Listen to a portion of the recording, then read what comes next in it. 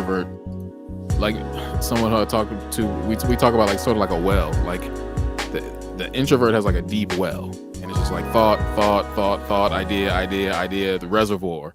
And I think for the extrovert, the well is like it fills up and then they pour it out. Like they fills up and then they pour it out. They fills up and pour it out. They just keep pain. I think we'll get into that too. Like we were talking about empathy before. It's like I have no problem relating with someone's pain or empathy. It's like I'm in touch with your emotions more than I'm in touch with my own. Like hip hop has definitely been therapeutic for me though in that, because even the way I'm talking right now has so much more emotion than when I was younger. I couldn't even talk like this. I couldn't even go, hey, what's going on, man? I couldn't talk like that. It wasn't in my skill set.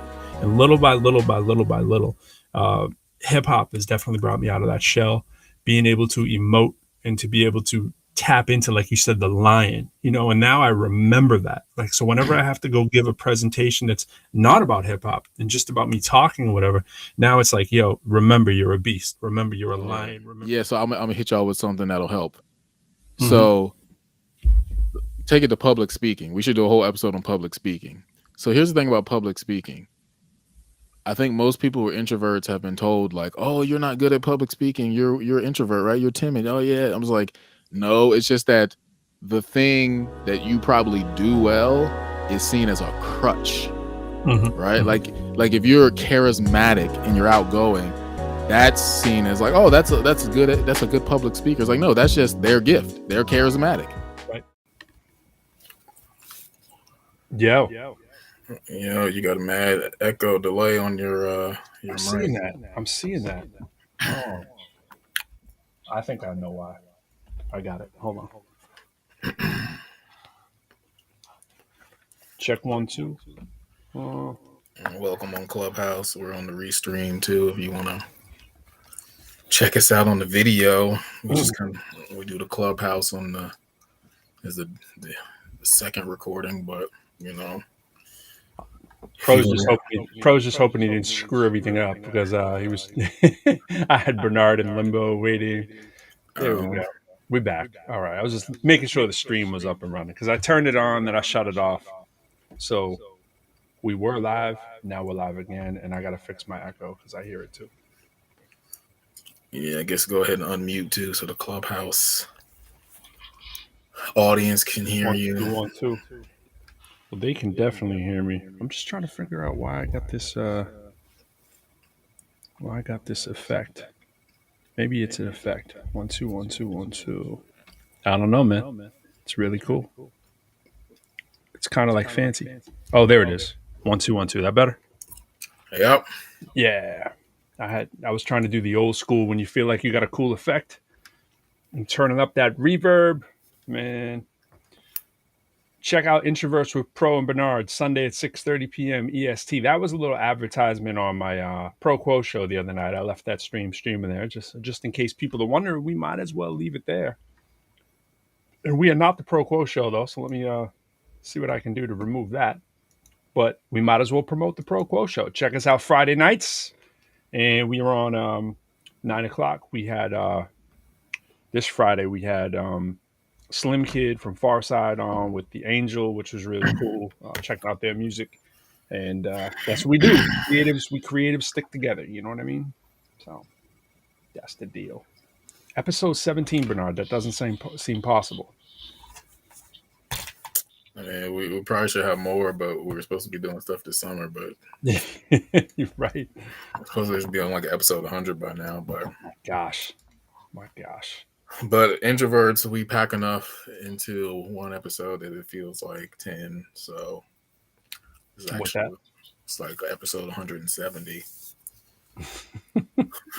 Because I mean, this is not on today's topic, but just as a little, continual encouragement for introverts. I think introverts, we're not aware of our power. It's not that we're not aware. It's just that we just do stuff, and then people are like, "Oh man, there was so much," and you're just like, "What are you talking about?" That was like chapter 1, but to a lot of people, chapter 1 is 10 chapters for them. You're just like, oh, you're like I felt like we need to keep going, but okay, I guess we can stop there.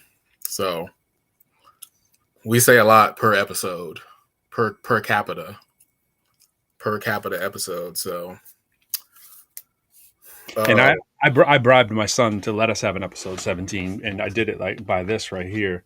This was Red Robin, and Yeah, he's not a red. bad. Endless fries, not bad. Yeah, we doing that extended. Our vacation runs through Monday for us, but we came home. We did New York, Philly. We did Six Flags a couple days ago, and today was a nothing day. But it was we were gonna go to the pool, but didn't really happen. So I'm like, you know what, Henry, if I do the show, why don't I get you some Red Robin right before? And he's eating the Red Robin, so he's good. And so am I. Shout out to Red Robin. Need to be a future sponsor. All right, so today's topic is gonna hopefully revolutionize everything. I thought of this morning. All right, a little backstory. Acting. Um, I love acting. Not that I necessarily call myself an actor. I've done some acting in the past, acting, but nothing like professional. I would love to see that, by the way. Yeah, it was a play. I mean, most of the stuff is like little church plays, and the other one was an actual play, full production at UVA. So I got pictures, but I don't have like footage. Right. Um, so I would say I'm not an actor. I'm a performer, meaning I can hold it together. I can Absolutely. memorize the lines. I can deliver. I can project. I can respond. But I wouldn't say I was like in the skin of the character, like somebody who's done it for years. So, like I say, I'm not trying to be like, oh, I'm nothing. I'm just like I have mad respect for actors and like what they do and how they get there. But I have interest in acting. It's like um, craft, as the humanity, the philosophy behind it. You're dealing with people, emotions, thoughts, intentions. I Like like everything about it too. I'm all in. so, when people start talking about what's my objective and my super objective, what's my motive, I'm like, oh, y'all just talking about philosophy. Like y'all just talking about intentionality and choice and decisions. I was like, this is okay.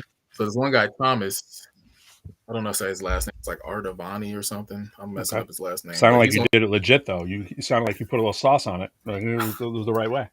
It's probably wrong, but he's on Clubhouse. I think I mentioned it last time, but he does these acting master classes. I mean, he's just giving away all his knowledge. You got directing and acting, and I'm sitting Hmm. there listening to the replays, and they do live acting or the script, but everything he says is just like, who is the character and what are they feeling and like in the moment, and everything he says, I'm like, yo, you're just talking philosophy. Every time he makes a point, he's like, you guys are trying to figure out all this technique. He's like, yeah, whatever, but who are you? And I was like, that's what I be saying to everybody all the time, but who are you? Right. So I was like, oh, I get this. So I'm like, man, I'm like one step away from acting. I was like, I got all the content, What up, tree? but I got to just like merge it with the craft. I could be an excellent actor if I had time to do it. Who knows? I might do it in the future, but It's a I close cousin to performing on just doing spoken word and rap. I think you know, it's a transferable skill. but yeah, what up, Trina? But what's interesting is as I listen to him, and then I listen to somebody else who I guess follows him the other night. So they kept bringing up this idea of stop just reading the words. It's not about the words. The words are kind of there to float on top. It's All really right. about these moments and emotions and these key points. Like what is like this one guy said, he said if the words had motion, what would they be? Stop worrying about the words. Mm. You're there with another human in the room, like experience them, open up. It's not just, oh, here's this person that I'm saying my line to and I'm memorizing my lines. But most people have been taught that, right? Like memorize your Right. lines, you got more lines in a play, you're more important, be in your head. So they're talking much about being in the body Let me solo and you here for a being second. Sorry. One sec. There you go. Okay. Keep going. and they talk about being aware, conscious, like I said, a lot of stuff, consciousness, self-awareness. So it started to click. I started being like, man, okay, I get what they're saying. Like you don't just show up in the room and be like, okay, what's my line? What's my line? He's like, don't rush into the line. Just like allow the space to breathe and exist and observe and see what's going on. And you're discovering something new in this moment. And like we always talk about, but he says, trust your preparation. So all this stuff you've done in the past to say, well, who is my character and where are they from and how do they walk and what do they sound like? Like you've done all that stuff in the past. So when you step into the moment, you have that framework, but now you're allowing that organic, spontaneous presence to kind of come through you. So just listen to all this. I mean, that's influenced a lot of the stuff that I've been talking about lately. I did a talk today talking about acting on faith, acting. So this is what we're talking about now, but how acting is related to faith, because I always talk about faith and imagination are connected. But so this is what I woke up thinking about. I was like, man, after listening to these guys, I really kind of clicked what he was saying. He said this other guy was on the room. He said, when you tap into another person, that's more. It's like more access to more imaginations. At least that's what I got from it. And I was like, oh man, it's one of my favorite quotes. This guy said, I'd rather have 30 imaginations working on a project than one imagination telling 29 imaginations what to do. And I remember I read that quote. I was like, oh man, I was like 30 imaginations. That's powerful. Like that's my kind of stuff. But if he would have said 30 minds or 30 people, I'd be like, yeah, whatever. But when he said 30 imaginations, I was like, man, that's dope. So I was thinking, I was like, yeah, man, when you play a character or some other person, I was like, man, you have access to all these other people's imaginations through empathy. Like my whole TEDx talk, imagination leads to empathy. I was like, man. So it's almost like you're taking your brain stem like a keg tap, and you're like, let me tap into this other imagination. And I was like, oh, so that's where the riches come from, trying to literally like tap your brain stem into someone else's brain stem. So then I was like, yo, well, I'll tell you the revelation in a second. So this other guy brought up the point. He said, man, I have all these students who I teach, and they get very much caught up in their own personal self-doubt and insecurity. And he was like, I'm telling them, put all that aside and just focus on the mechanics, the craft, like focus on the thing of acting, right? And it will work for you. So I wanted to bring up some stuff. I was like, but whatever. But I thought that was interesting because what he was saying is like part of you overcoming that inner dialogue about I'm not good enough is to like, literally remove yourself. It's like, this is not even me. I'm supposed to be being an actor right now. And I'm not thinking about what I feel necessarily. Not that you can totally remove that influence, but if I could just like ask myself, like he said, who is this person when they walk into the room? Like, what is their experience? Right. Why would they say it? And I was like, okay, so it's all starting to click. So I was like, yo, I should do this in my life. I was like, when I go into a situation. Okay, now I got you. Now I was waiting to see where we're going with this. All right. I was like, when I be in these situations and I'm like, I don't feel like I can speak up right now. Or I'm used to that person talking. I'd be like, nah, hold up. Let me play this other Bernard. Or not even, but there's other guys like, nah, this is the dude who talks. Let me tap my brain stem into that guy. And like, he would say that. He would do that. So I was like, yo, I need to start doing this. I haven't done it yet because like, obviously I just started the day. But in my mind, just imagine it made me feel super encouraged and confident and powerful. It's like, yo, I can start being another person and not faking. I think I do it. I do it. I think we both do. I mean, I think you read my mind. I feel like, like that's exactly what I feel that we do a lot of times, especially when we're in Clubhouse. It's easier to do in Clubhouse, I feel like, because we're not standing there, you're not looking at us, and we're not worried about what our shoes look like or any of this kind of stuff or what people are doing or what they've eaten. I think like the best way to say it for me is, and I love your analogy with the acting, act like an actor part, because they get a chance to do it all the time. It's why I think you said, because it's why I think this. It's why I think you said the acting part, like you're okay at it. I've said this in many interviews, and people talk about acting. I've done a few things too, and I've said it's the only thing I've ever done that's come to me instantly with no preparation. I've never had that happen. Acting for me is exactly what I do. I say, I go, can you tell me a little bit more about the character? Like, what is he thinking? What is he doing? Oh, okay. I could imagine how I'd be if I was in that situation. But you've hinted around this before.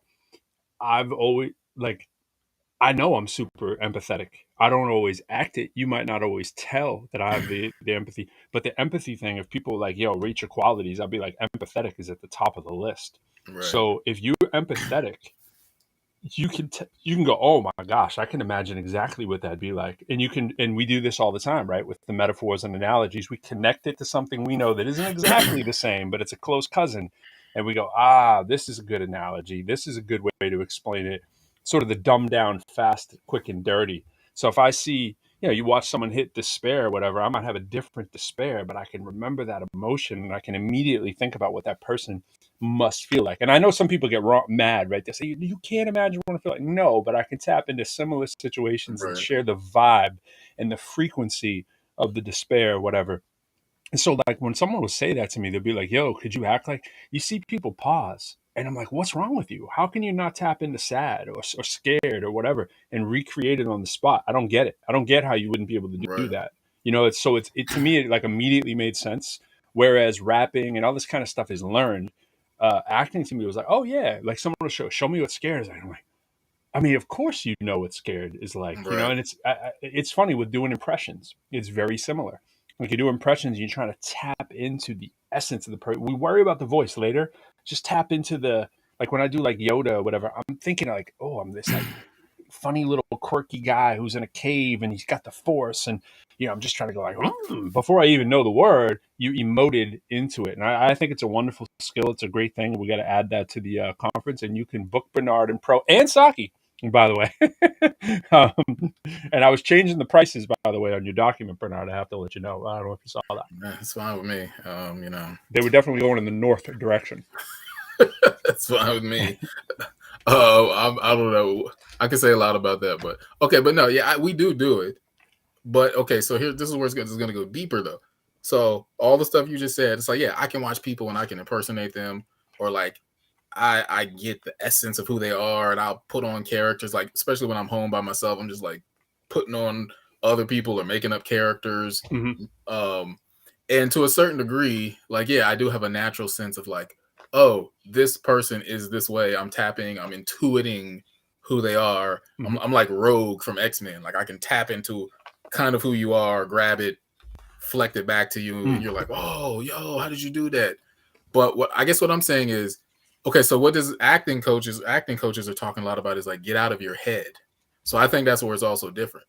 Because some people in the acting, he's like, you enter the scene and you're thinking like about the line, or I'm supposed to move this way, or what is act like there's so much head stuff, and he's like, no, you're supposed to be like in your body and your heart, like you're just experience.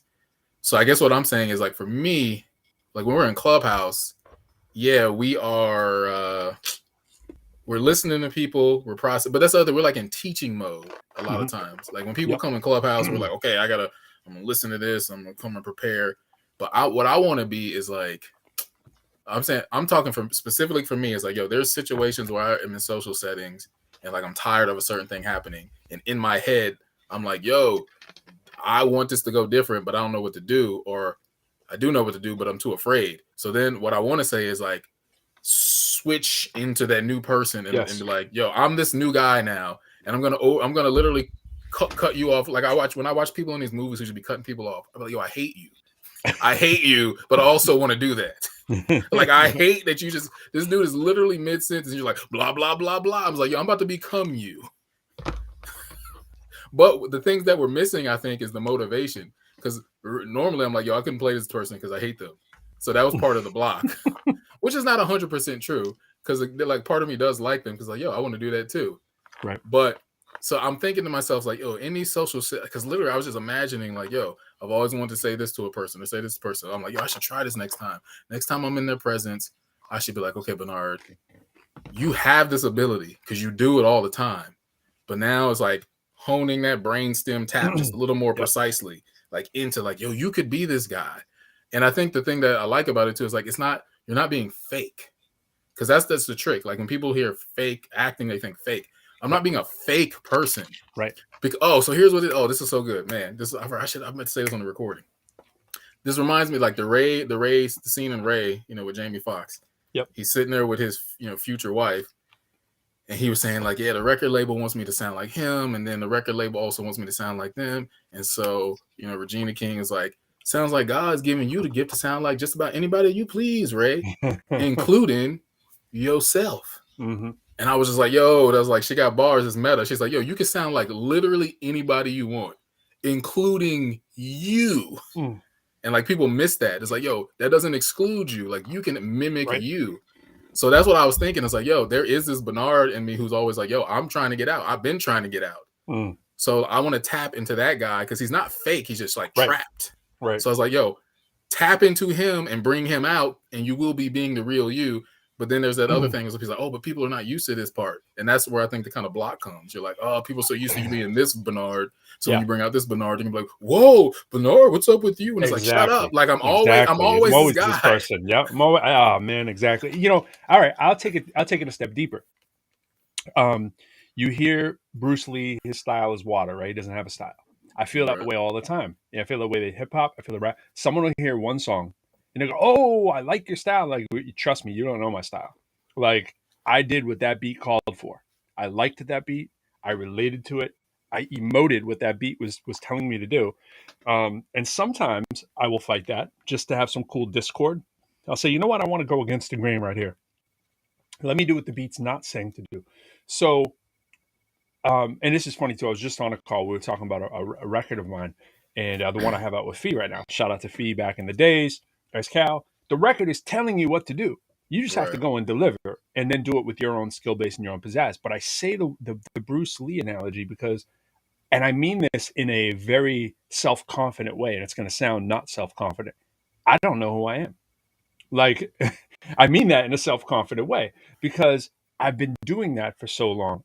This thing you're talking about is exactly what I practice. When I'm in the room and I'm thinking about, I'll tap in. It's funny because I tap into the essence of actually really who I am at my core. And I say, what would the confident person do in this situation who for years has not done it? So, I'll give you an example, another one. Many, many years in a cipher, I could be that dude at a cipher who just doesn't rap. I'm content to listen because I don't feel like I should interject. To your right, point of cutting people off mid sentence, I don't feel like I should stop this person. I'm going to let them go, but then someone else jumps in. right, Someone else jumps in. So I'm standing on the side, and it's like time goes by and you realize where to get in. And it's like that with cutting people off. People don't mind you cutting them off if you have something relevant to say at that moment that is actually pertinent. It's when you cut in to bring in some other agenda that had nothing to do with the conversation. Because once in a while, like if someone cuts me off and it's highlighting what I want to say, I'm like, cool, come on in. And it's not going to throw me off. I'm going to go right back to where I was, and I'm going to be like, yo, that makes me, and it makes me think of this, makes me think of that's what communication really is. Now, it's different if someone's cutting you off every 6 seconds and you're talking and they're like totally stealing your train of thought and it's haphazard. But if I get someone I respect in a conversation with me and they want to jump in and say some stuff, I'm good with it. If I'm going to jump in with somebody, it needs to be something that I've been thinking about, that I understand, that's going to add value to what we're talking about, hopefully not detract. And it's not in a disrespectful way, but so often what we do, the introvert thing to do, is to sit there and let it pass you by. Passing me by. It's to sit there and not seize the opportunity. So I will think, I'll say, what would it look like right now if I was that braggadocio person who stepped right up and did it, right? Because that isn't me. But then I challenge myself and I go, wait a minute, but it is because it's right, like what you just said, Bernard. You recognize it in them, and that's a quality you wish you had. So you start to manifest it. You start to say, I'm going to do that. Now, someone else sees that and they go, I wish I was bold like Pro. Little did they know, Pro's not actually that bold. Pro is just copying someone else. And that's why I say everything that we speak and do is learned. I don't think there's too much we do that's original. I'm not so bold to think I have some special style. What I have is awareness. I'm aware of what the beat's saying. I'm aware of all the situations in my life that have, and I go, there's a match. It's like the wheel spinning. The brain is like going, ding, ding, ding, ding, ding. It needs lemon. And so I give you my analogy of what lemon tastes like when I know that you're talking about lemon. You know what I mean? And now I go, I've seen, oh, there's whoever you think is cool. Fonzie's the prototype of cool. I'm going to be Fonzie in this moment. What would Fonzie do? And that's a tactic we do.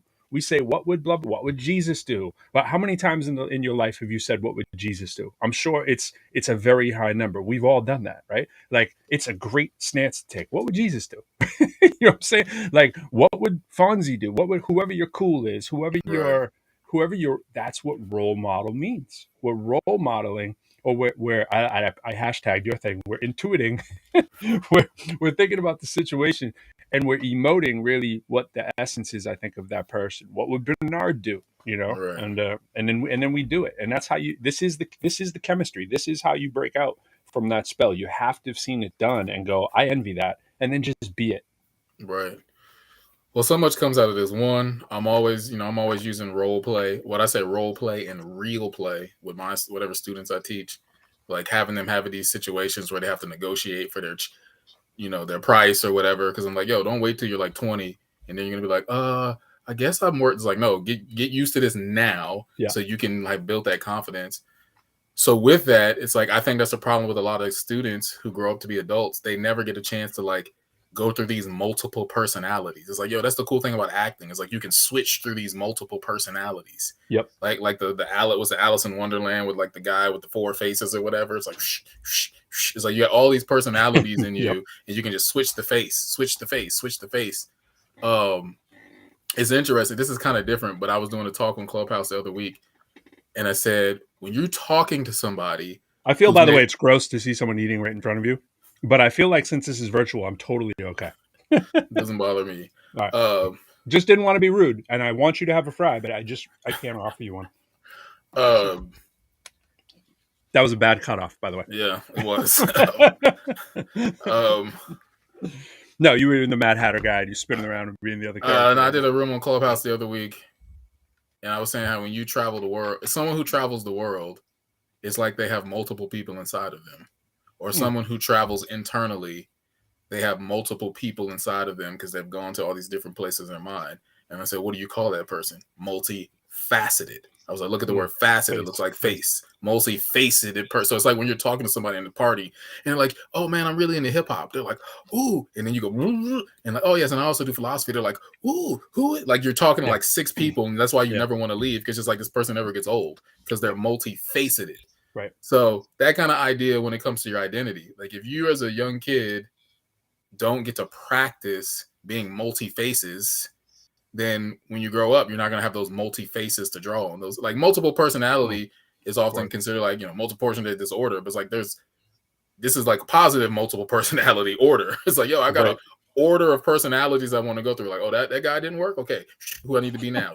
Again, it's not fake. He said an order of personality. Yeah, it's an order. It's like, which order do I want to go through? Which, I mean, I heard somebody say this recently. I mean, you probably know, but that wasn't that the whole 36 chambers Wu-Tang, like each member had like 6 like ulterior identities. Yeah. So that's what 6, 6 times. Yep.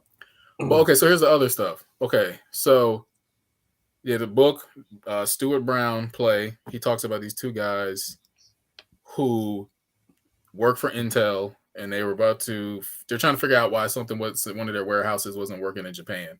All right. And they were like, okay, so what's going on? And like, well, if we don't figure this out, they're probably going to fire us and hire 2 people who can. And then they were like, good idea. You're fired. No, you're fired. So they like pretend fired themselves, walked out the door. They came back through the door as the new executives, and they said they actually figured out the problem because they became new people. Yeah, right.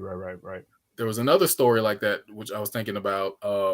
Some book, I think it was the book by, it was called Creativity. It's Mihaly, and the guy who coined flow, and I think it was his book, some book I read, or maybe it was the same book, Play. And this guy said, what do you want to do when you want to figure out a problem? He said, well, I think about like my professor or somebody who I really admire, and I put myself in their shoes and like, what would that guy do? Right.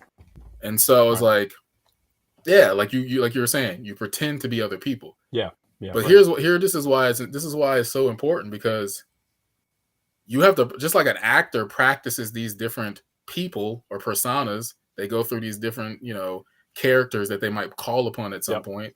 Like you see these improv people, they don't just do it on the spot. They've kind of worked out the framework, and maybe they change something on the moment.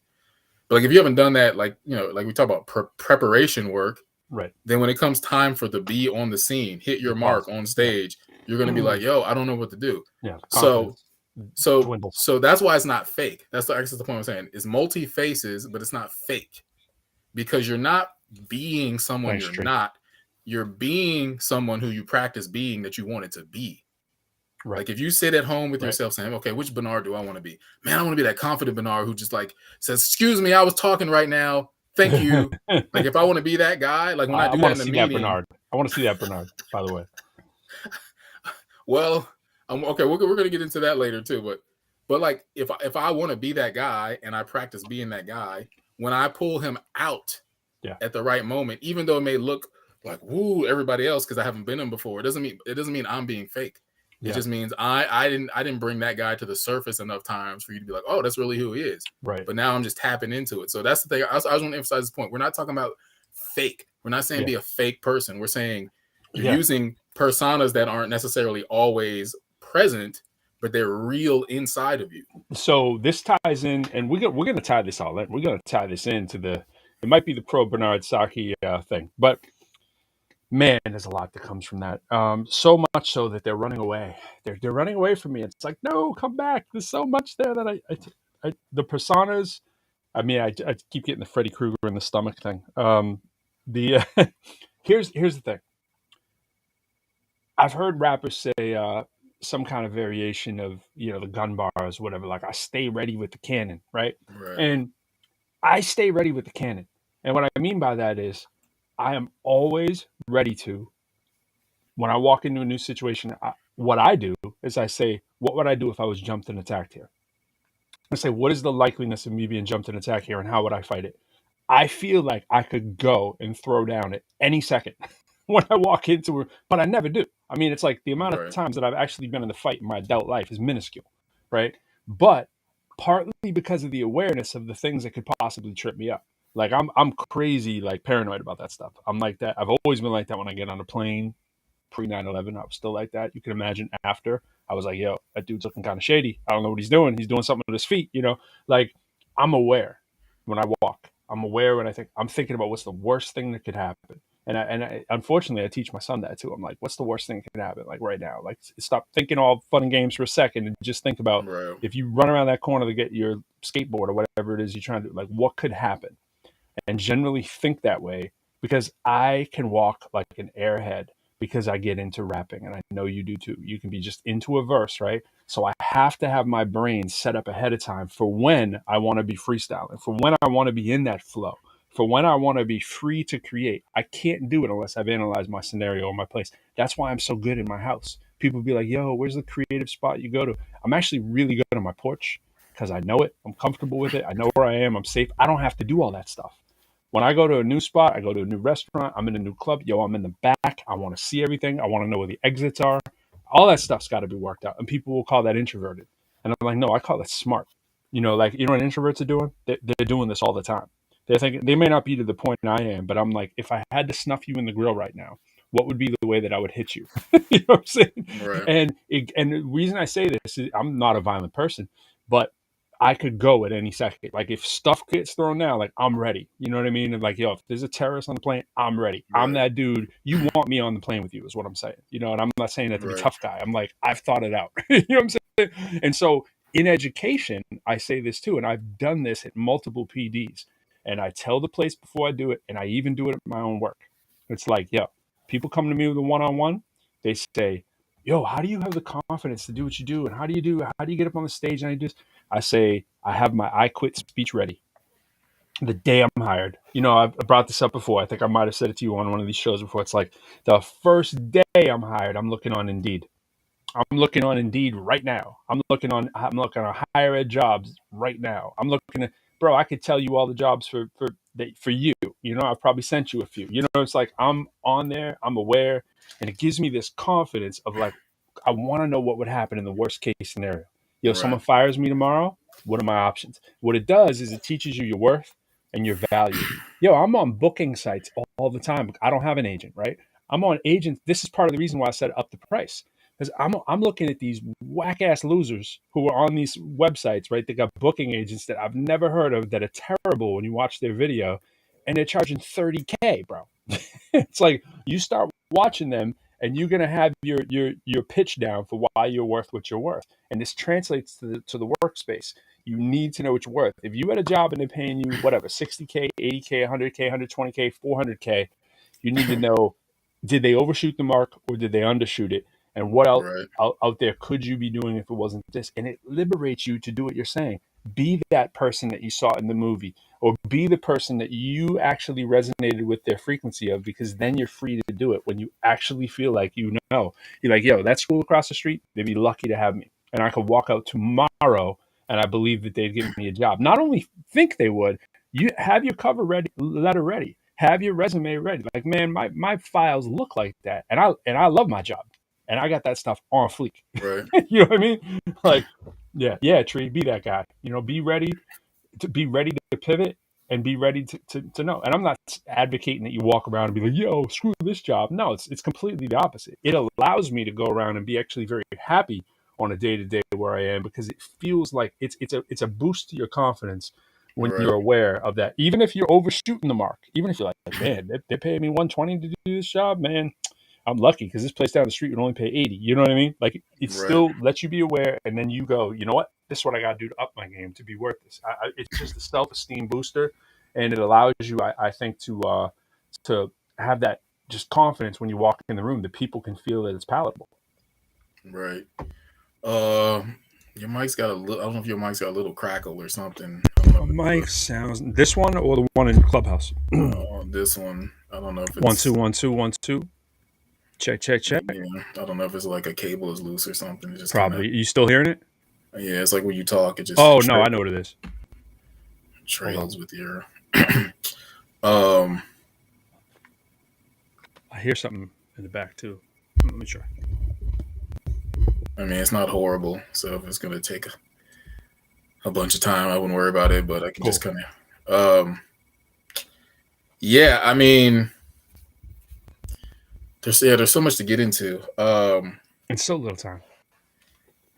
I mean, yeah, the getting ready to quit thing.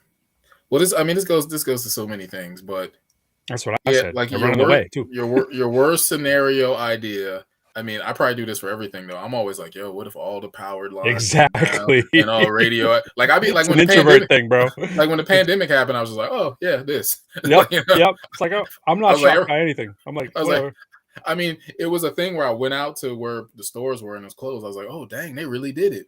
But I wasn't like Me either. like I'm never like I wasn't like dystopian, like Nope. camera zoom in. It was just like, oh man, y'all shot this movie finally. You're not gonna catch me frazzled. You're not gonna catch me.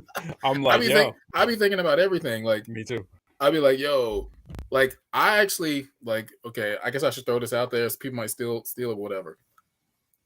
I actually thought of, yo, there should be a job for the government where somebody just sits in a room and thinks like, what's the worst like terrorism that could happen? Like I'll just be coming up with stuff all day long, like, oh yeah, they could do this, they could do this, they could do this. There was some documentary actually, because you mentioned 9/11.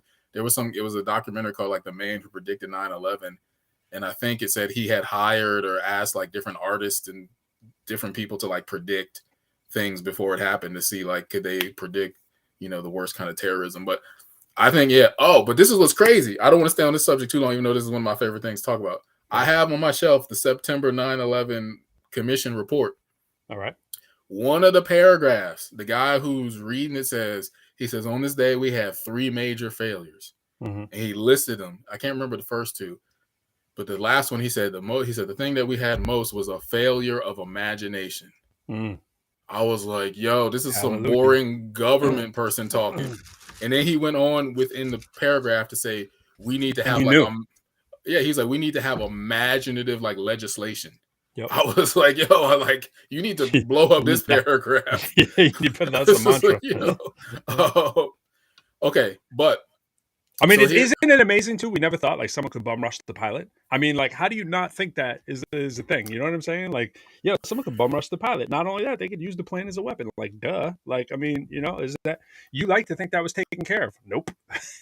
That's just. I mean, I think people do think of that stuff, but then they have that next. I was like, yeah, but it's not going to happen. That's not going to happen. Yeah. It's not. They don't think it. It's like their brain gets to that boundary and they go, okay. I get a list of things I can't believe have not happened that are like apocalyptic.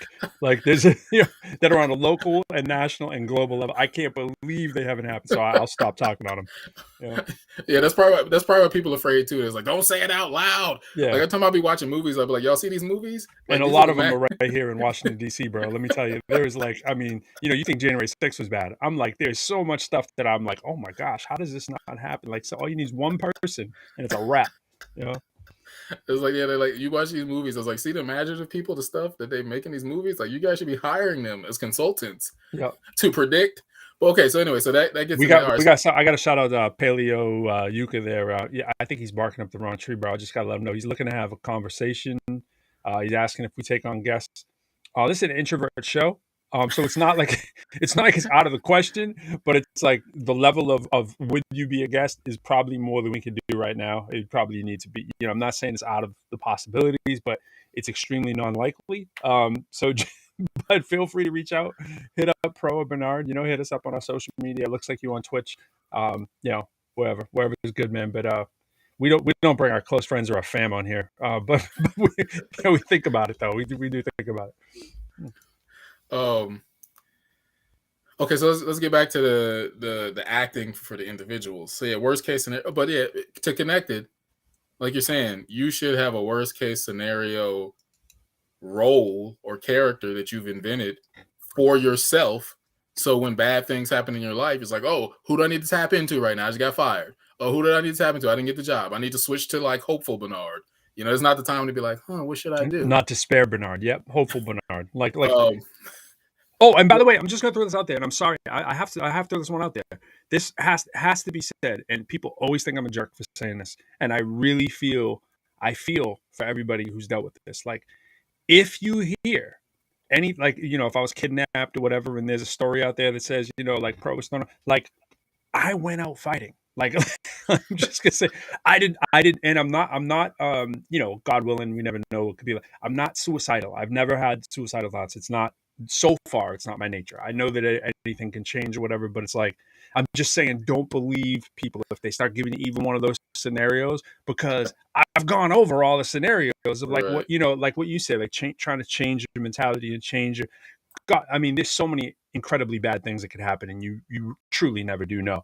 But I'm just saying, unless some of those truly, like, if nothing was haywire, that wasn't it. And if there wasn't a struggle, don't believe that I just fell off the ledge. I'm scared of heights, bro. Like, I'm just throwing it out there that I'm thinking of the worst case scenario. I'm not leaning over the ledge. It wasn't me who fell over the ledge. I'm just saying that, So sorry. This video is now evidence for his deposition in the future.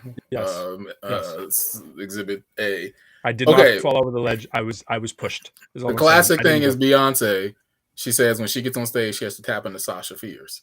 Like, absolutely. That's how she's able to. So we talked about the introvert line.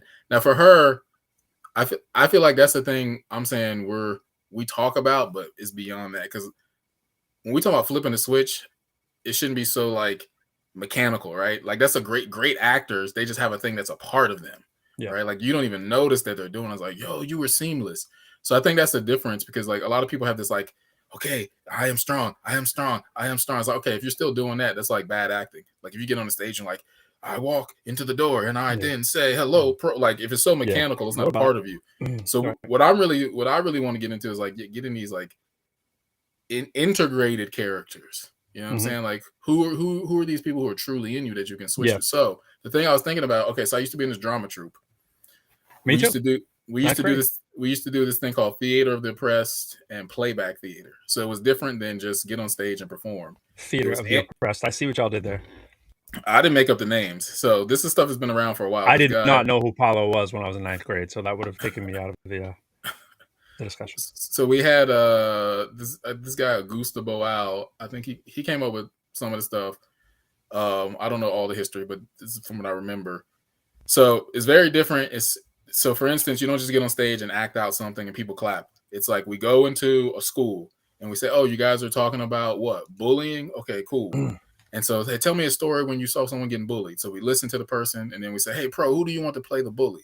And then you say, oh, I want Bernard to play the bully. It's like, okay, who do you want to play the person getting bullied? Oh, I want Jen.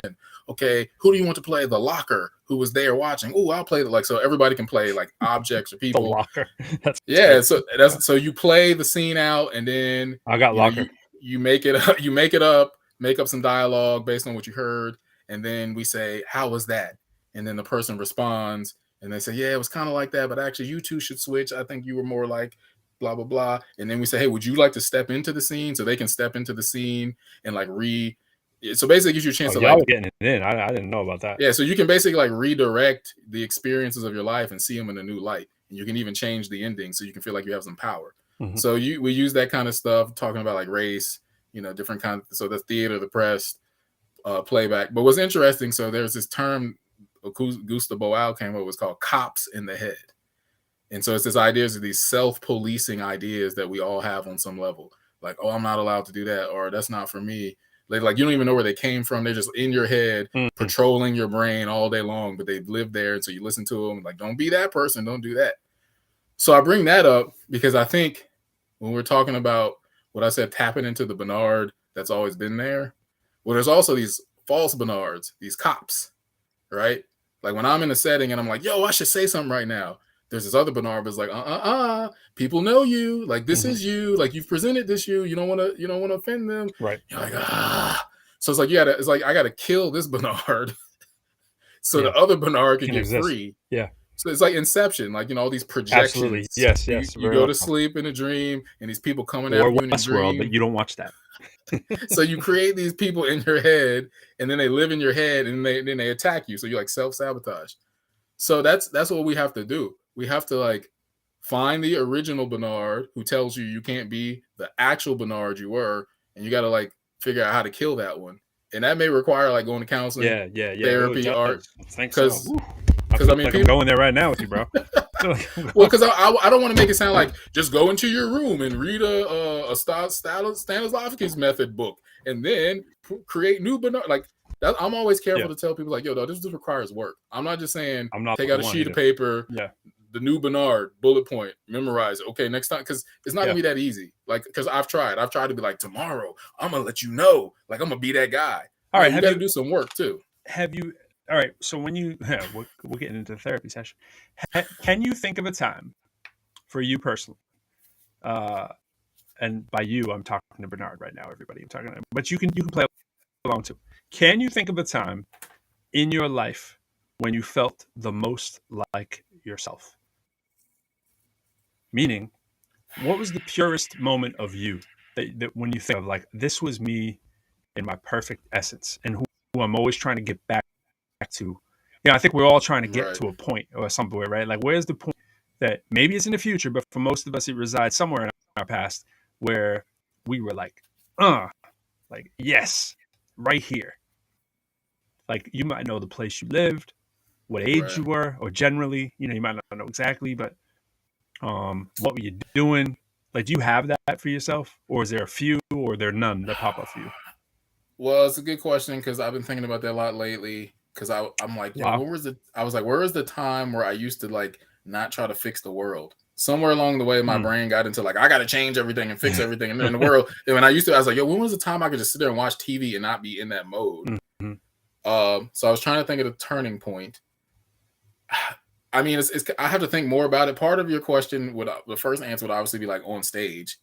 When I'm on stage, I feel like myself, or when I'm like passionate about what I do, because like when I'm passionate, it's like I'm drunk. Like I don't drink, but there's times where people are like, yo, this dude is drunk. It's like, nah, I'm drunk on the spirit. Because I was at this educational meetup group I used to be a part of. And like, I think I told the story before, like everybody came through the door because we were meeting at my school because we would rotate between each person's school. So I came in and I was like, hey. And I wasn't talking to anybody because it's like, I don't like the small talk. But as soon as we get back to the studio, I was just giving people overview. And I was like, yo, we got podcasts and I made trading cards for the kids. And I was like, yo, I felt like I was just like, and I was like, yo, I feel like I am me and I'm not me. Cause I felt like there was no, well, I felt like there was no boundaries. Like I kind of see what people feel like when they're drunk. They're like, oh, I have no inhibitions. Right. That's how I felt. I was like, yo, I'm just like talking to you unrestrained right now. But I still don't think I'm still have to think about your question. That's close though. I mean, that might be in the running. Like it's like I was even trying to think of my own answer. I don't know if I have one, but it was like when you said, it's funny when you said it on stage, that never even occurred to me, which is telling. I've never been intoxicated. I don't drink. I've never drank. When I was a teenager, I might have sipped a couple beers and tried to pretend I was like that kid or something for once, but I never liked it. I did ask for a few of my birthdays. I asked for that junk called near beer, that fake alcoholic stuff, right? Just to try to understand what it was. And I was like, I convinced myself I actually liked it but outside of that, I've never drank. And I've never done any drugs, and I'm vegetarian. And all this stuff lends itself for me. And I try to exercise, stay in decent shape, right? All this stuff, I just try to be a better MC, a better rapper, like, I want to have better breath control. I want my brain to be firing as much as it can. I genuinely want to be healthy. I'm not like nuts about it. Like people go, oh my gosh, you do so much.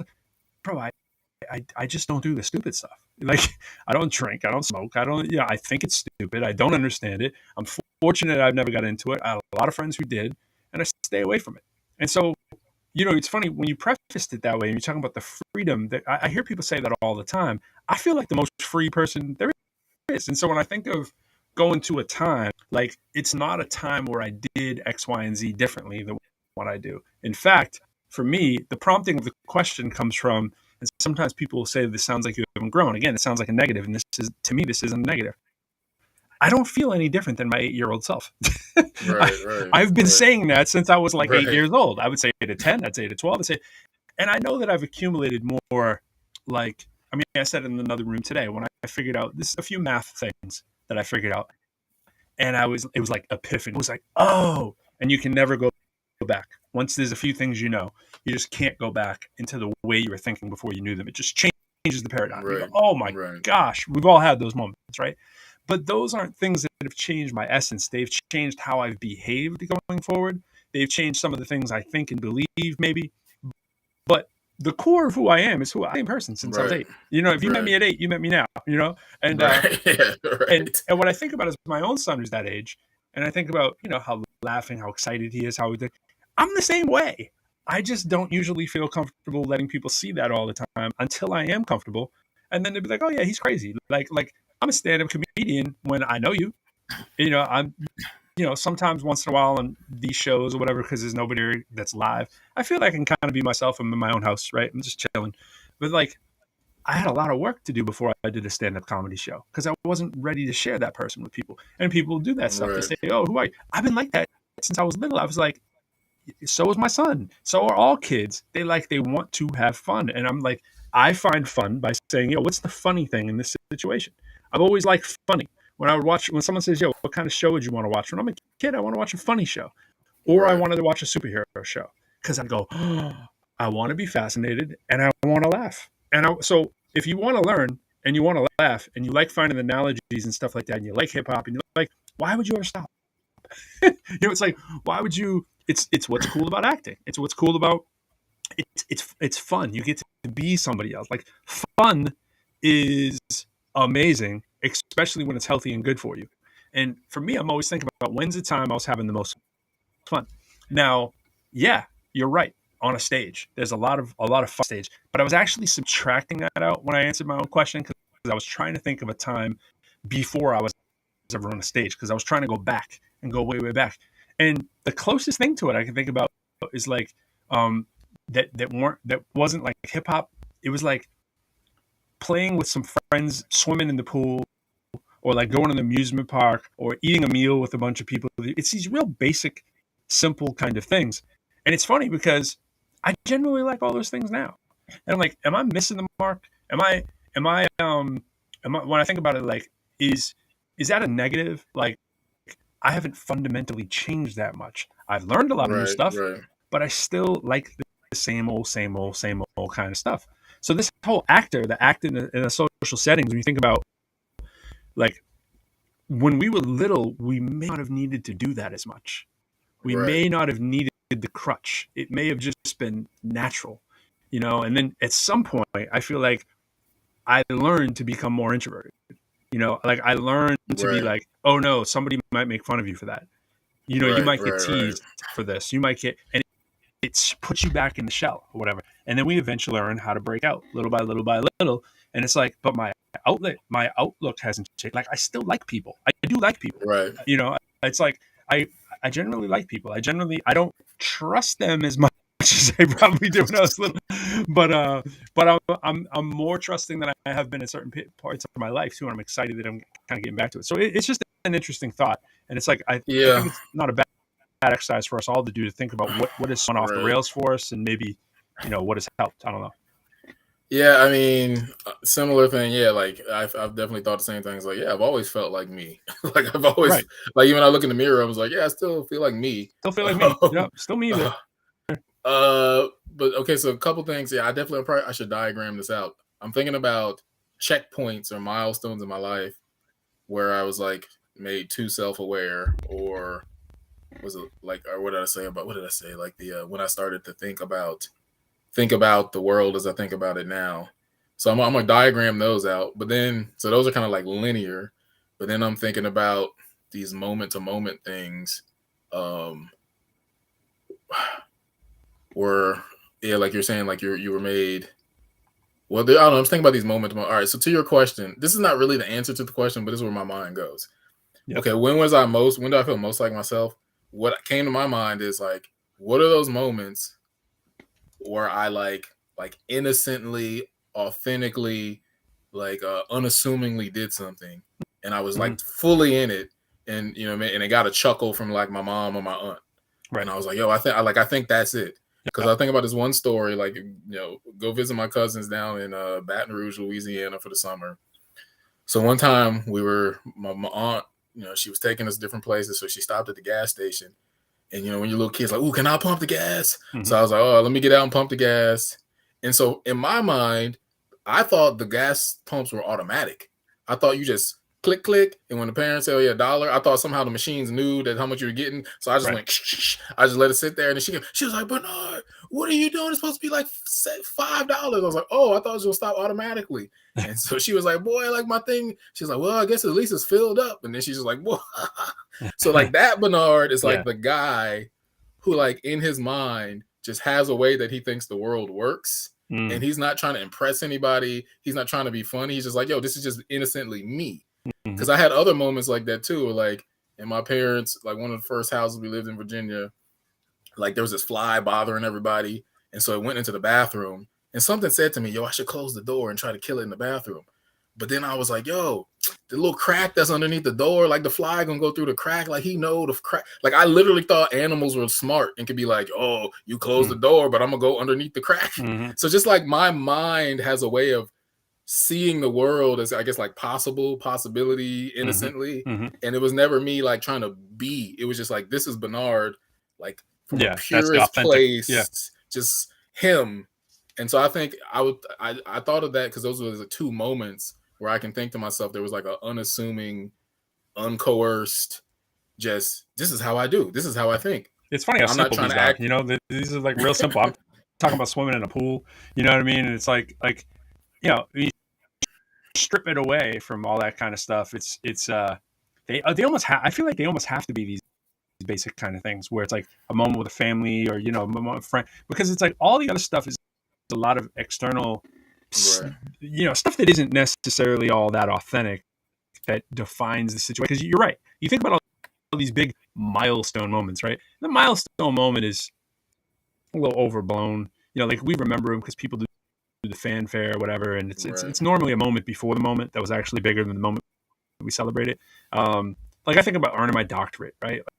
Like earning my doctorate for me was obviously a major thing. Like from thinking like a dumb kid like me, you know, like you can't help but thinking that stuff. I think about all those kind of scenarios too. Like I used to think Kid Power sneakers would make me jump over the telephone pole, and I was like, my parents just didn't see the lights. Like you got to get these for me. I'm going to be able to jump because they show in the commercial, you know. And I'm like, I'm still that person, but now I'm aware that hey, they might have been trying to scam me on that ad. Let me just, you know, but I'm still. Why would I know that? You know, like why would I remember that moment. I remember how cool those sneakers are, what they look like. I never really heard about them before, and I felt like I was onto some new secret. That's part of the thing. They weren't really that popular. You can look up them now, Kid Power, right? You look them up, the sneakers. It's a pretty dope little logo they have. People sell some of them like $300 on eBay or whatever, and I'm like, these some whack sneakers, really, but they had a cool little design that was enough to get me to go, yo, these are the secret sneakers that people don't know about, and I'm still that fool. I'm still that, you know, like why would I've learned more things, right? So that I'm not as susceptible, but the innocence that you're talking about is still there for when we learn any new concept. So now I'm like, yo, let me really test it. Let me figure out it is what it says it is. That's why I like math. That's why I like the scientific process. Like I can go through it and go, yo, because that little inquisitive kid like you who thinks the fly might go under the thing, like why would you not think that, right? Like those moments are, I think a lot of us share, a lot of us have, and it's the stacked on credentials. It's the stacked on other stuff that really can make us forget and lose what it is, I think, that we really are about and what we really do. And at the end of the day, I think if you were to ask this to most people would have a very, very simple answer if they're being truthful with themselves. And it's amazing how we take our life trajectories away from those points. It's like, yo, I always want to be the kid that's fascinated by kid power. So to this Right. day, I love science, fiction, Right.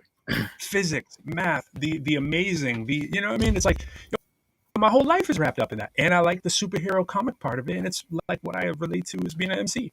And for the life of me, when I see people get too far away from their life trajectory, it's like if you don't have any hope in your life, like if you do a 9 to 5 that you hate, you have to have something else that can give you hope. And I'll say to my son, sometimes he'll say, and I'll wrap it up at this point, we'll say like, he'll talk about like, you know, getting $5 million or something. And I'll say to him, say, what is the only thing that I actually do that could allow me to get $5 million? And I mean, I can make $5 million over the course of my life. You know, that's not impossible. But I mean, if you mean like one like, or one or two lump sums, he'll say it. He'll go, oh, it's through like rapping, or you might get in a movie, or like, he knows like the Right. only possibility you have, and I'm using this as an exaggerated thing to say, the only chance you have of getting out of your mundane and your humdrum or whatever is the creative thing that you do in your life. It's the Right. creative thing that's going to go into work and have a 9 to 5 skill is going to get you 9 to 5 money.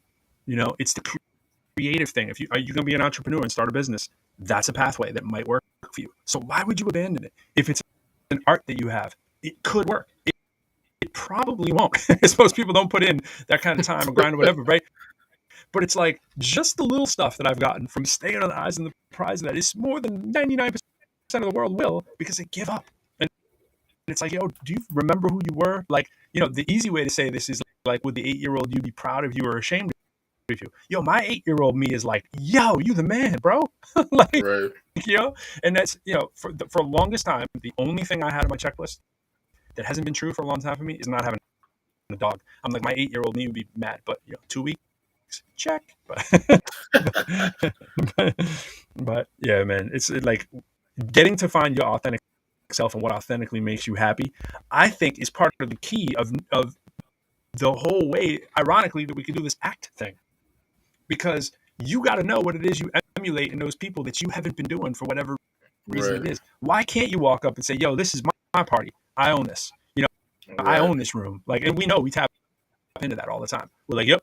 I was in this thing earlier today. These people were talking and they would talk like I was a regular human, you know, and I was like offended by it. I was like, yo, I was like, and you have to temper yourself and go, how do I explain to them that I am a monster without Right. sounding like I'm ridiculously full of myself? But the truth is, in that arena, I am.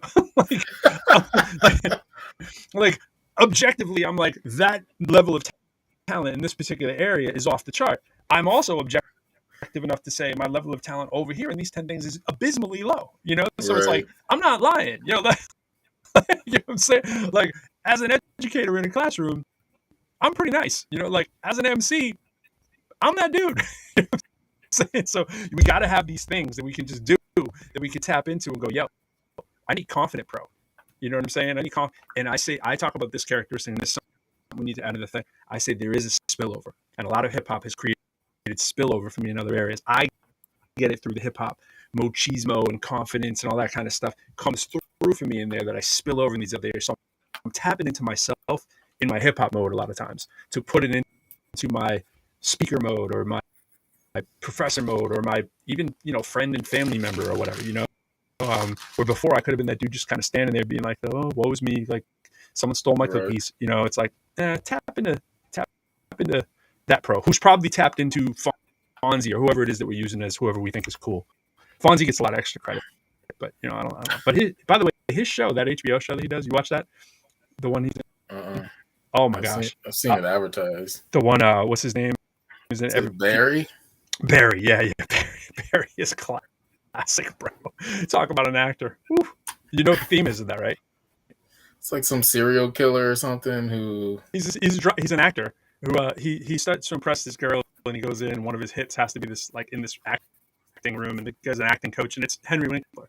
And Henry Winkler's character is amazing. Like, it's so non-Fonzie, but and he's so good at it. And he's like this grifter who'd be in Clubhouse trying to sell you on his acting tips kind of stuff, you know. But he really does have credentials, but he really embellishes them. It's like he was that dude for a very, very short amount of time in his acting career. And he does have some of the, like, the backstory or whatever, but a lot of people hated him too. Like, they were like, you're a miserable wretch. We don't want to be around you. You're a miserable person, right? But he was nice like that, but he made everyone's life miserable hell. And so Barry is like one of his students. Yeah, Barry's like a contract killer. He doesn't want to be, but he is, and he can't really get out of it. And so he's always having off people. And that's the whole theme of the thing. It's like, oh, who's Barry going to off again? And you're rooting for Barry to get him out. And then you're also rooting for him to off certain people when they're making his life miserable. So it's a very interesting dynamic. And that dude is an amazing actor too. I always forget his name, the Saturday Night Live guy. I know who you're talking about. I know who you're talking, because I watched, because he's obsessed with these like Dateline shows. Yeah. So he watches Dateline for hobby. And you're like, like, how's this funny guy going to play this all? And oh my gosh, he comes off as a psycho like nobody's business. It's all right. So the last thing a psycho you want to be, a psycho you like a little bit. The last thing I will say, and I'll pull up the diagram. Share screen. All right. Waiting on you. We're waiting on you. When I'm leading, dancing off in Tree Road. I got you. Yeah. Where is my? I got so many tabs. Let me just move the tab. That is a truthful thing too. I like to think of myself an organized person. If you see the tabs on my screen, you will not think so. Like, I cannot shut some tabs. Let me tell you. I can have some tabs open. Yep, that's how I am. I don't see any problem with that. On my desktop icons too, they can get a little out of hand. But then I have to make some files today. Moment. Okay, so here we go. Let me know if you can see that. I can. All right, so this is the diagram. Like I said, I'm always doing diagrams for my own self-healing, just like the drama troupe. You use the art for your own healing. So it's like, I think this is what happens to, you can replace whatever in your life with these different words. Like, here's the real you, and then the real you is trapped inside. You're like, hey, this is the me that wants to, like, get out to the world. Let me move my picture out of the way. But here, sorry, Clubhouse, you can't see. Like, it's such a postseason Clubhouse. But so like, here's the real you, and then like you were saying, these stacks of whatever on top of you. You can fill in whatever things happen to you, credentials or rejection. So just replace whatever words fit you, and it's like, oh, here's all this stuff. Here's the me who was in here, who was free, but then people started putting all these other labels on you, so you feel like you're suffocating beneath all this stuff. So when you brought that up, I was thinking, I thought about this, because it's like, yeah, this true you is the purely innocent kid you that was just fun and free. And so I was thinking about, I mean, you can stop it or whatever, but I was thinking about that because, where did Pro go? He's back. Okay, so I have this thing which I call the indestructible kernel of innocence, which is every human being has that little indestructible innocence about them. It's like, even if they were the worst human of all history, but when you die, everybody's like, okay, I know this person was evil, y'all, but it's their funeral, so give them at least the dignity. Like, seriously, like the worst person at a funeral, people at least go like, okay, I'm not going to crash the funeral. I'm not going to curse it. Yeah, like Hitler had a mom, right? Hitler had a mom. It's like, let's give him a moment. So everybody has this little someone's tiny indestructible kernel that God put in them. Is like, hey, this is the thing that connects you to me. Like, there's something about you that is, it lasts forever because you're made in God's image. So God's child, yeah, I knew, yeah. So I think about that. We all have that. Like, you can try to find, if nothing else, you can find like like you said, the baby picture of somebody. But like, hey, I mean, at one point you were at least a baby. Would you off Hitler like baby if you knew? Kind of question, right? Right. It's like, do you off Hitler? I mean, that's the question, right? It's like, so even if the rest you kind of of your life, have to, right? Like, you it's were like garbage. Yeah. Even if the rest of your life was garbage, people will find the baby picture and be like, oh, you have some adorableness, some innocence in you. So we all have that. And then all those stacks that I showed, that's what happens. People start to put all the stacks on top of your innocence, and they start to crush it. They crush your imagination. They crush your curiosity. They crush that pure childlikeness in you and start to adulterate you, literally adulterate you. Like we talked about earlier, adulting. They start to tarnish you with cynicism, and that's not going to happen. Yeah. And so I think remembering you have that innocent, because the things I described is it wasn't even anything magical. It was just like, oh yeah, it's just Bernard, and he thinks the fly can't get in the door, and oh, that's Bernard. But that is magical. That's well, it is magical, but I'm saying it's not like magical. It's not complex, I guess. Yeah, it's not like whoa. Yeah. It's just it was so innocent and like unassuming that I was just like, oh wow, like you thought that way, and it was like, yeah, this is how I thought. Check this out. I told you may not have seen it in the Clubhouse Houses thing. I put it in there for Dr. Mina and Saki and you. I don't know if you read it, but Mina saw it, and I said, I was almost tempted to write this, and it was a little too stalker. I was like, oh, it's the woman of my dreams. I didn't go that far, but I was like, so you, Mina, and Saki were with me in a basement. It's kind of weird, right? We're in a basement and we're looking for artifacts that are educational, right? And I was doing it's kind of like when the memory's fading and you're like, what was it? What the heck was I doing? I can usually push through it, and I get this fog sometimes where I can't break through, and other times like, oh, I now remember what it was, right? And it helps if you do it early, by the way. I dream every single night, and I have two themes all the time that come up in my dreams. One is my grandparents' house, and one is another house I lived in Cambridge. It is constant. Every night, if you wake me up, I'm in the middle of some derivative of that dream, always, right? And the dream could be like 50 miles away from that, but it started from that, right? So it's like a repeat dream. I've had repeat dreams since I was a kid. These are the two I have. Traumatic for me, obviously. My grandmother's not here, like that thing, grandparents, right? Who grew up in the house, blah, blah, blah. So it's my grandparents' basement, though, is what started this. And then the free association of other things come in. It's the same day you and I and Saki were talking about our stuff. So is that night, right? So I'm able to think about why Bernard and Saki slipped into my dream. And Mina, because I was thinking, oh, and Dr. Mina would be great for this too, when we were talking about this, right? I was like, oh, Dr. Mina would be like the... So there we are. We're in a basement, but we're in because I love the smell of my grandparents' basement, right? And like always thinking of my grandparents' basement. So I'm in this little trunk thing, but then all of a sudden, like dreams, it's kind of not their basement. And now there's a van parked outside, right? And we're trying to bring up the educational like artifacts, like, oh, look, here's an abacus and things we're going to use, obviously, when we go do the show on the road kind of thing, is what my subconscious brain is doing to this. So it's making this big soup. And it was like the mystery van. And I'm thinking, why the heck is it a mystery van? Because I love Scooby-Doo, right? Like, you're a child, you like Scooby-Doo. And I think about it, part of my answer to my earlier question, what is like one of my happiest moments? Sitting on the couch watching Saturday cartoons, watching Scooby-Doo in the mystery van. Like, I love Scooby-Doo to the point, if Scooby-Doo's on, I'm going to watch Scooby-Doo. But and here's why: there's nothing over my head about Scooby-Doo. There was nothing then. I usually figured it out in 5 seconds too when I was 11.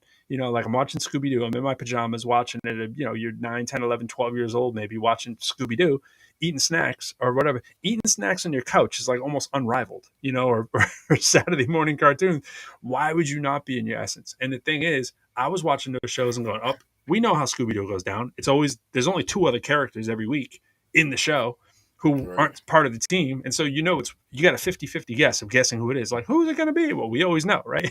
And so you're making your best postulate when you watch that show. It's not like it was out of reach for me, 10-year-old me. And it's the same now, but I will watch Scooby-Doo. And the reason is because it's like, there's a lot of, there's a lot of reasons, but it's like you'll watch a show, you'll sit down, you'll go, oh, this is cool. I like the color. I like the music. I like the thing. Let's see what they say. You want to see what your character's up to. Will they ever change their clothes? Whatever it is, right? And generally, it's not going to hold my attention for as long, only because there's so much other stuff competing for it. Like if I get a chance to watch Mork and Mindy right now, I'd watch it if it came on, but I'm probably not going to go through the effort of trying to find it on TiVo or on Netflix or whatever. If it shows up, it shows up, because so much is competing for our time. But I say all this stuff because I really feel it's like when we're peeling back the layers, it's like we have an easy way to have so many layers that we never actually get to that person. And if you can't articulate who you actually are as a person, if you can't say who you are, it's hard to know. Like, it's to my original point. Like I say, I almost don't know. The reason I say I don't know is there's so many things now that I like. I'm not just that person. That's my bedrock. My core is me watching the stuff, watching Scooby-Doo, sitting around, chilling at that kid. But now I've learned so many other things that I go, yo, I really like that over there. I'm that person too. And so when I'm in the right situation, I hear the right beat, I go, let me pull on that person. I'm going to bring that person onto this track. And I'm going to bring that person because I relate to it and I like it. And we don't limit ourselves. And we go, yo, that person's doing and it's the when people say don't hate, congratulate. It's the same thing. It's like I see something dope that I like. I'm like, that person's dope. I want to do it, like I said the other day, I want to do a post on how dope Bernard is, right? Like I want to do not a post, but just a whole room. Let me get in for 2 minutes and be like, yo, do you know Bernard? Do you know what this dude does? You know what I'm saying? It's like, do you know in a non like patronizing way? And like, yo, Bernard is a beast and he is thinking on a level you are not. You know what I'm saying? And it's like you just want other people to know. Like I just want to be Right. like, yo, have you met Bernard? It's like, yo, it's kind of why I even do the show. It's kind of like I don't care if people watch. It's like you got to see Bernard. You know what I'm saying? It's like Bernard's dope. Hopefully that brings me back some shine. We're all selfish people. I'm like, yo, Right. I know Bernard. Like, how cool am I? You know what I'm saying? It's like, and it's the same thing with like Asaki and Amina. And that's what I was doing in my brain. I was like, yo, who are some really cool people that are in the vein of what I do that I know and I'd actually like to be associated with? And you Right. think of like who those people are, and it tells you something a little bit about yourself. It'll be like, yo, I respect that person, that person, that person. Like, if I could spend my time with people, those are the people that I would do. And then I can grab something from a Bernard. I can grab Right. something from you know what I mean, and be like, and cite references too when you remember. It's be like, and that's the thing. It's like, yo, you think I'm nice? Yo, check out Bernard's spoken word. Like you think I do a good thing with STEM? You should check out what Saki's doing. She got a whole gem camp. I'm just a dude who talks about STEM. She got a whole freaking camp. You know what I'm saying? And don't get me started about Dr. Mina. She's brilliant. You know what I'm saying? So it's like, but people don't do that enough. And I think the exercise of walking back and knowing who you are and knowing what you have and what you respect in other people or whatever. I like to think that you can kind of get there and be like, yo, be like, that person's dope. I always want to do a post every day on my Facebook page, like, yo, there's 10 really sick rappers in Boston. I think you should check for these people. But then I'm like, the other 10 will get mad. You know what I'm saying?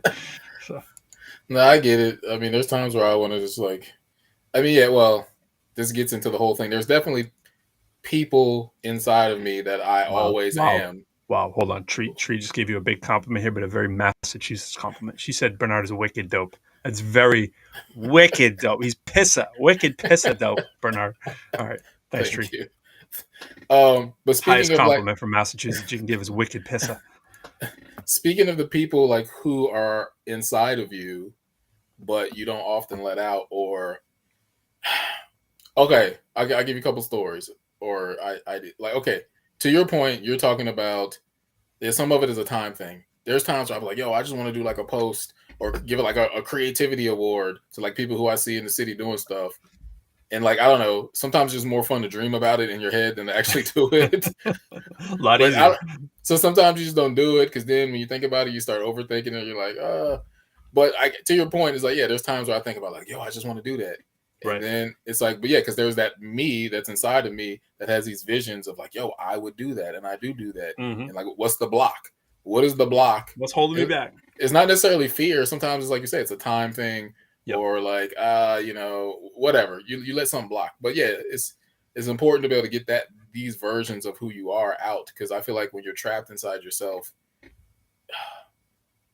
I always talk about how art is an art of fact, right? Art is like when art becomes a fact, art of fact. So you make something and you can hold it. You're like, yo, I made this. Like I made this. Like something as simple as a cup, pottery. Like when you make something, you're like, yo, I exist in the world. Mm-hmm. Like, look, I did this, and somebody else can touch it. And like, oh, you did this. Mm-hmm.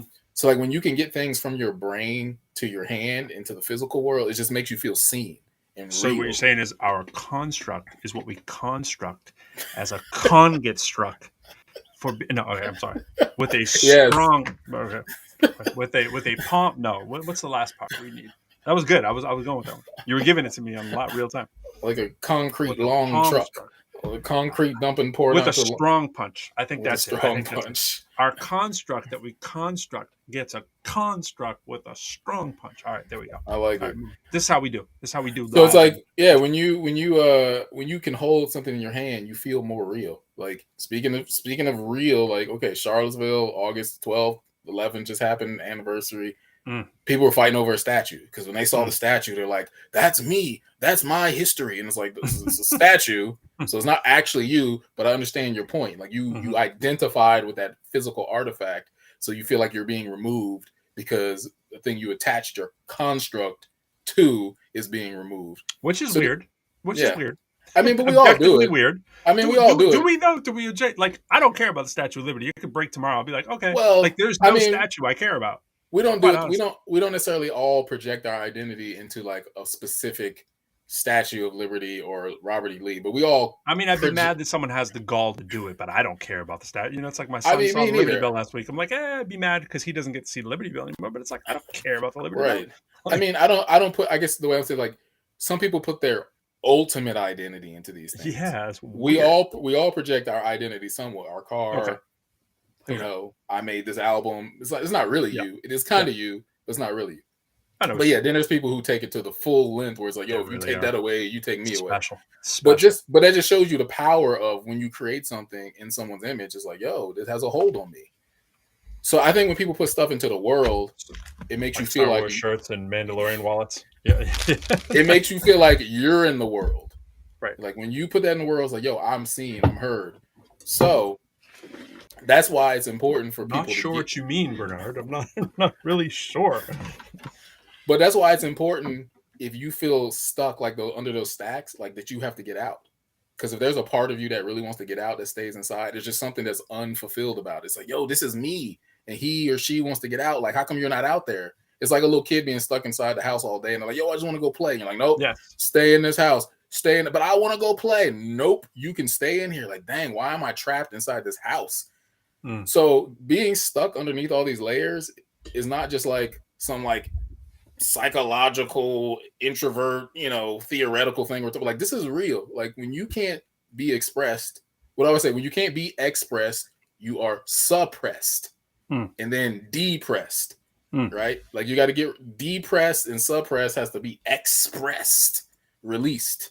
So that's why it's important to get back to that core you, like that little person that I drew who was at the very bottom. I think we all have that. We all have that, just like, yo, that's just who I was. Because to your point earlier, I'm still that guy to this day. The guy who thought the fly was going under the crack. The guy who's like thinks that the gas goes on its own. There's thoughts I have like that all the time. Star Wars bed sheets at 8. I'm gonna rock the shirt. A few years past 8, right? I'm the guy who just has these thoughts that are like, I wonder if this thing is like this. And I find, see, this is where people, the rubber kind of meets the road. Because when you let that person out, especially to adults, it can often be rejected. Because I talk to people all the time and I was just like, yo, you ever think about this? And people are like, well, that sounds very fanciful and model. And it's like, they just can't get it. And I was like, dog, just let me be me. Like, even if you don't like what I'm saying, like, I'm just being Bernard right now. Like, I'm being childlike. I'm still being that child from when I was 8, like you were saying, when I was 8, like he's in there still and he's getting out and he thinks like this. And I also connected with my adult self. And that's why I have great art. Because I'm like, yo, I'm still in touch with that mysterious, that unsuspecting. I think to your point, like, I think this is why a lot of adults have trouble with sort of the adolescent ages, because you think about like 14 is a baby, right? But we try preparing them so much for the adult world that they have no other, they have to start exploring what that's like because we've been preaching it to them for so long. It's like, you think about how much of a baby 14 is, right? But the way that we have to actually make people be like, oh, you're going to be driving in a couple of years. We are constantly doing this. I've always felt like this as an educator. It's like people would say like, yo, how do you relate to young people? It's like, because I'm young. And it'd be like, well, what do you mean? It's like, well, I'm in touch with my 8-year-old me. I'm in touch with, I remember, when I'm 14 thinking, yo, I still just want to go out and have fun. But all these people are trying to prepare me for the SAT and all this kind of stuff. And it's like, you don't get a chance to ever be a kid. Even while you're a kid, people are trying to prepare you for the next level. And it's like this stunt that we're always doing. And it's like, yo, people at 18, they're trying to like, they just want to chill. And it's like, nope, you got to get ready for the job. You got to get ready. My grandmother would sit me at the table and she'd be like, she'd say this sometimes about my parents. Everybody's parents would do this. She would, this is like the most profound thing anyone ever said to me. She's like, stop it. She's like, you don't have to worry about working. It's like, yeah, I was like, what? Like, you rich and you ain't telling me or whatever, and I might have been 18 or 19. And she was like, stop worrying about what your job's going to be. She's like, trust me. You're going to be working the rest of your life. And she's like, you're going to have a job. You're going to make money. You're going to do whatever you need to do. You're going to be able to support yourself. It's like, stop worrying yourself what about you're going to do for your career and your job. You're going to be working for the rest of your life. And in my head, I was like, yo, I got to make sure I'm not working for the rest of my life. Because what she's saying sounds like, I get where she's going with this. She's like, what she was saying was, enjoy being a kid. You're a baby. Be a kid. Like, and it's like, really, when does that ever stop? It's like, yo, Exactly. it's like the trust and have faith kind of thing. It's like, you're a good person, you're doing the right thing, it's gonna work out for you. It's like we worry ourselves like, oh, I'm not saying you shouldn't plan. Trust me, I plan, right? But I plan so that I can enjoy, so that I can do the things that I like to actually do. I want to rock a Star Wars shirt when I'm an adult. I want to have a room that has records on the wall. I want to make records so I can put them on the wall. I want to go rap at shows. I want to, what I'm saying? You want to do all these things. You want to be in touch with that little kid who's walking through in foot pajamas, who just walked in. Oh, that's a nice elf pajama suit. Is it a little warm for that, though? Yeah. Were you cold getting out of the shower? No. I'm talking about when I was 8 or 9, Henry, trying to, like, I still feel like I'm 8 or 9. I just want to be that person. Do you think 8 or 9 is a good age? What person? Just the same me I was when I was 8 or 9. I was like, you get to hang out with 8 or 9-year-old me all the time. Is 8 and 9 a good age? What do you think? Yeah. Yeah, I think he thinks it's a good age too. I agree. 8 and 9 is a great age. 10, 11, 12. If I was just saying 14, it's a great age. It's a great age. Don't forget it. And Henry agrees. Yeah, I mean, I think that's how we gotta Chewbacca. Yeah, he's over there saying Chewbacca. So that's all that matters. Chewbacca be like, dun, dun. well, to close, look at the last image I just shared. Chewbacca. It's got his Chewbacca Lego. Yes. Who is missing half of his ear. You're blurring the whole screen with it. You can't even see it. It's got to, hold on. Watch out over here because I broke something the other day, but I don't know if you can see it that well. Let me see. I'll hold it up back here. He is holding up the Chewbacca Lego that I'm sure you put together. I put it together. Of course you did. You're the Lego master. Okay, sorry. Say it again. So sorry, if you look at the last Pac-Man. Yes, that is Miss Pac-Man. Instagram word that I just probably shared. I don't know if you can see that tab. I do. Hold on. So on my Instagram, I have my constant word creations. Adult with a dull in the middle. Adult. I like it. Adult. I like it. Very dull. Emphasis on adult. I'm going to steal that. I'm stealing that, and I'm not giving you credit for it. I'm going to be like, yo, when I was doing my show, a word just came to me. It's adult. I hope Bernard isn't recording the show and have the clip of this because he's going to want residuals on this. But I'm like, y'all dull. Adult. Yeah. Okay. I'm sorry. So, yeah, basically my last thing was, just, everybody needs to get back in touch with that innocent you, because that's the truest you. That's the truest you, untainted, uncoerced, unforced, unpressured, Oops, I'm good. What's the word? Unmanipulated, unadulterated, right? Uncontaminated, there's another word I was thinking of, like uncontrived. I think that's the word I'm looking for. Like when you're a little kid, I don't know what's happening with the camera, but it was focusing on what he's doing, but there's not enough light over there. So yeah, he's rummaging through Legos. Uncontrived is what we all long to be, and we were once all that. Like you would just walk into a room, you'd sing, you dance. You're not thinking about who's watching. You're just like, yo, I'm just doing this because I like it. And so, yeah, to answer your question, like when were you the truest you? I think it all goes back for all of us, like to when we were some point in kids and we were self-unaware. Couple minutes. Agreed. I mean, I don't know when you become self-aware that you are self-aware. When do you become self-aware that you're self-aware? Conscious, but not self-conscious. Henry said never. Well. I like that. Conscious, but not self-conscious. Henry is AI, I guess. He's an artificial intelligence. He is. He's over there, like doing his thing. I I've cluttered up our playroom here with pictures. Speaking of pictures on the wall, there's still no other wall to really put them on. This is the catch-22. You want to put up the sound protective stuff, but then you can't put the pictures on the wall. You know what I mean? So it's catch-22. Well, All right. I think it's time to wrap it because Henry's letting me know it's time to wrap it.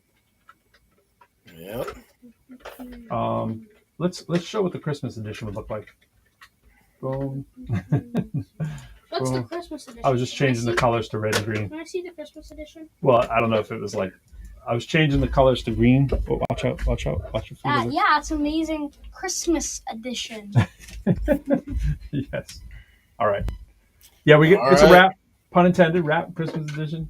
Introverse. I thought you were gonna say pun not intended. Pun not intended. Yeah. All right. We out. All right. Peace out. Peace.